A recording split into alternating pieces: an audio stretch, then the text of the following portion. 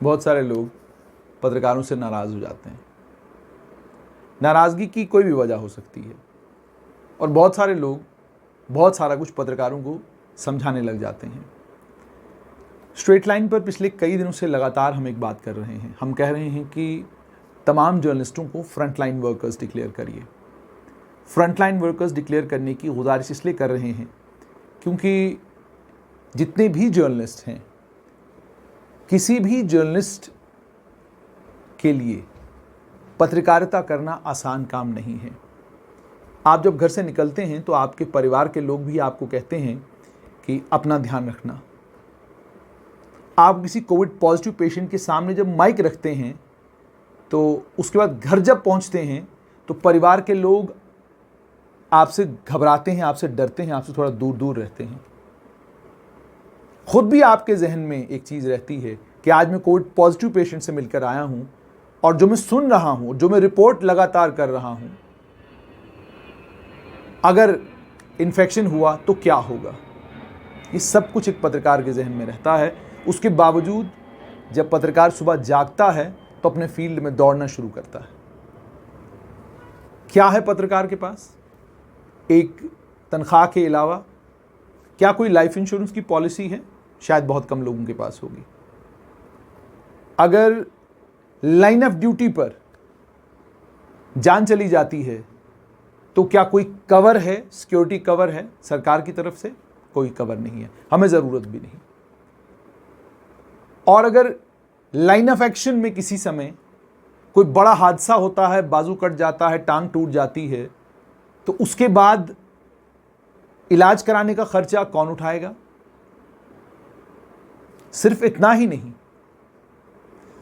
पत्रकार जिस समय सड़क पर काम कर रहा होता है और मामूली सी अगर कोई कंसेशन सरकार से, और कंसेशन से भी मेरी मुराद ये नहीं कि कोई बंगला मांग लिया, कोई कोठी मांग ली, मामूली सी कंसेशन ये कि जनाब मानते हैं आपकी बात कि यहाँ पर तार लगाना ज़रूरी है, लेकिन गुजारिश ये है कि थोड़ा तो एहसास करेंगे कि हम भी अपना काम कर रहे हैं और हमारे काम के लिए ज़रूरी है कि थोड़ी सी राहत आप हमें दें। वो राहत भी हमें नहीं मिलती। और राहत कौन नहीं देता? अगर उस पर भी बखान करने लग जाऊं तो एक लंबी कहानी उस पर भी बन सकती है। यानी जिन्हें सरकार ने हर तरह से प्रोटेक्ट करके रखा है, हर तरह की प्रोटेक्शन दी हुई है, हर तरह की प्रोटेक्शन दी हुई है, वो अपने आप को और एक पत्रकार को बराबर कहता है। वो कहता है जितनी ड्यूटी आप करते हैं उतनी ही ड्यूटी तो मैं भी करता हूं। जनाब बिल्कुल आप उतनी ही ड्यूटी करते हैं जितनी हम करते हैं। फर्क ये है कि आप 60 साल के बाद पेंशन पर एक अच्छी जिंदगी गुजारते हैं और अगर आपकी रिटायरमेंट 2 लाख रुपया लेकर हो ना, लाख रुपया पेंशन तो आराम से आपके घर में आती है, तो सुकून की जिंदगी आप जीते हैं। पत्रकारों के लिए ऐसी कोई सुविधा है नहीं और हमें चाहिए भी नहीं। लेकिन सड़क के ऊपर जब हम काम कर रहे होते हैं, काम करते समय हमें भी बहुत बार बुरा लगता है कि पुलिस वाले के साथ झड़प हो गई, ट्रैफिक पुलिसकर्मी के साथ झड़प हो गई, हमें भी बहुत बुरा लगता है। लेकिन सवाल ये है कि जब 1.25 लाख रुपया, 2 लाख रुपया तनख्वाह लेने वाला पुलिसकर्मी या कोई और बाबू या कोई और अफसर अपनी गाड़ी पार्किंग में लगाता है और उसके साथ एक हवलदार खड़ा होता है, तो क्या पार्किंग वाला मांगता है? पार्किंग की फीस नहीं मांगता, नहीं मांगता वो। लेकिन वहीं पे पत्रकार लगाए कोई आम, क्योंकि हम तो आम आदमी है ना, तो आम आदमी लगाए तो सब कुछ देना पड़ता है। अभी कोविड-19 के इस क्राइसिस में पुलिसकर्मी कोविड-19 के साथ लड़ रहे हैं, उनको हमारा सलाम। पत्रकार भी इस कोविड-19 के बीच में, पेंडेमिक के बीच में, कोविड पॉजिटिव पेशेंट्स के बीच में भी जा रहे हैं, कोविड पॉजिटिव पेशेंट्स से बातचीत भी कर रहे हैं, उनके परिवार का दुख, तकलीफ, तमाम चीजें आपके सामने ला रहे हैं। क्या कोलैटरल गारंटी है? क्या कोलैटरल गारंटी है कोई तो बताइए। आप तो फ्रंटलाइन वर्कर्स डिक्लेयर करने में इतना विलंब कर रहे हैं, उसमें आपको इतनी दिक्कत, इतनी परेशानी हो रही है, तो बाकी और आप क्या करेंगे? आराम से बैठ कर ना, ठंडे दिमाग से आराम से बैठकर कभी 10 मिनट के लिए सोचिएगा कि पत्रकार की जिंदगी जीना कितना मुश्किल काम है। आप पढ़ लिख कर सिविल सर्विसेज का इम्तिहान क्वालिफाई करके जब IAS, IPS या IFS बाबू बन जाते हैं तो आपके जहन में शायद ये पिक्चर आती होगी कि ये जो बाकी सारी फौज सड़कों के ऊपर दौड़ भाग कर रही है, इस सारी की सारी फौज को सिस्टम की समझ नहीं, इस सारी की सारी फौज को ये समझ ही नहीं है कि ये सिस्टम चल कैसे रहा है, इस सिस्टम में कमियां कहाँ हैं, कमजोरियां कहाँ हैं, उनको करेक्ट कैसे किया जा सकता है। जनाब, ऐसा बिल्कुल भी नहीं है। सिस्टम सबसे मिलकर चलता है।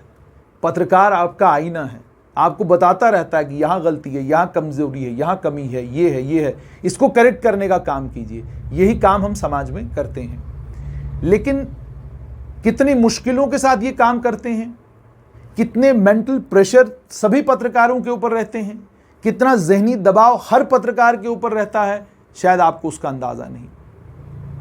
अंदाज़ा कीजिए कि कितनी मुश्किल ज़िंदगी है जो पुलिसकर्मियों के साथ बाकी तमाम वो लोग जो फील्ड में काम कर रहे हैं, डॉक्टर्स, हेल्थ वर्कर्स के साथ साथ में पत्रकार कितनी मुश्किल ज़िंदगी जीते हैं, कभी उसका एहसास करिएगा। और आखिर में इस बात पर ख़त्म करूँगा, रोहित सरदाना हमारे बीच में नहीं रहे। जिस दिन उनका देहांत हुआ, सब लोगों के ज़ुबानों पर रोहित सरदाना का नाम था। ज़रा अपने आप से पूछिए आज आप, क्या आपको रोहित सरदाना याद है? और थोड़ी देर के बाद रोहित सरदाना सबको भूल जाएगा। क्यों भूल जाएगा? उसकी वजह यह है कि पत्रकार की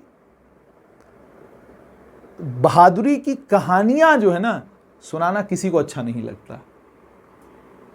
इसीलिए पत्रकार जब इस दुनिया को छोड़कर चला जाता है तो उसके बाद उसकी कहानी कोई नहीं सुनाता। 2-4 दिन कलीग्स, दोस्त, जान पहचान वाले बातचीत करते हैं, बड़े बड़े नेता लोग भी कुछ ट्वीट करते हैं, एक आधा प्रेस नोट भी कहीं ना कहीं से निकल आता है, बस हो गया काम। और उसके बाद सफ़र आगे चलता है, रोहित सरदाना की जगह कल कोई और ले लेगा और ये काम, ये सफ़र इसी तरीके से चलता रहेगा और किसी को याद नहीं रहेगा कि एक पत्रकार थे जिनका नाम रोहित सरदाना था। ये तो एक बहुत बड़ा नाम है। इस मीडिया जगत में कई और ऐसे नाम हैं जो बहुत बेहतरीन पत्रकार रहे, बहुत बेहतरीन पत्रकारिता की, लेकिन जिस दिन इस दुनिया से चले गए, हफ्ता एक सबको याद रहे, उसके बाद किसी को ये भी याद नहीं है। कई बार तो पूछिए कि फलां आदमी यहाँ पर रहता था इस गली में, तो लोग दाएं बाएं देखने लगते हैं कौन था।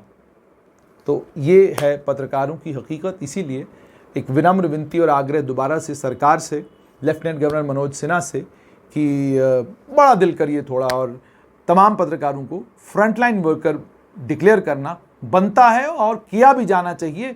इसके एवज़ में किसी किस्म की कोई वो कहते हैं ना, किसी किस्म की कोई ख़ास चीज़ हमें नहीं चाहिए। बस आप फ्रंटलाइन वर्कर जब डिक्लेयर करते हैं तो थोड़ा सा ये है कि तमाम जितने भी पत्रकार हैं उनका मनोबल तो जाहिर सी बात बढ़ेगा ही बढ़ेगा, और उनको ये भी लगेगा कि सरकार पहचानती है कि हम इस कोविड की लड़ाई में सरकार के साथ हैं और सरकार की कमियां कमज़ोरियां पॉइंट आउट करने में हम पीछे नहीं रहेंगे।